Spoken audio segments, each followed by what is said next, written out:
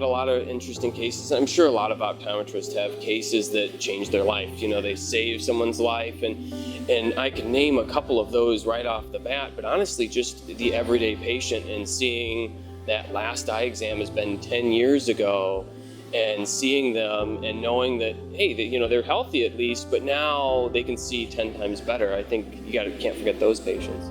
Last month, I had a patient who was very young, who had come to me for glasses and contact lenses, and I did his initial exam and everything was fine. He was a picture of perfect health, and I dilated him and everything was good and sent him on his way. And about 3 months later, he was back in my chair with complaints of blurry vision, and I got him dilated, and I realized that he had a very, very serious condition called malignant hypertension, and I sent him to the emergency room right away. I called an ambulance. I actually got my cell phone out of my white coat, called an ambulance, and he was probably hours away from having a stroke. His blood pressure was so high, and he was in the hospital for a week, and I actually got a call from one of the doctors at the ER that night and told me that I had saved his life. It's the simple ones that usually brings the joy. It's when they first put on the glasses, they find out how big of a difference that makes. Recently I had a patient who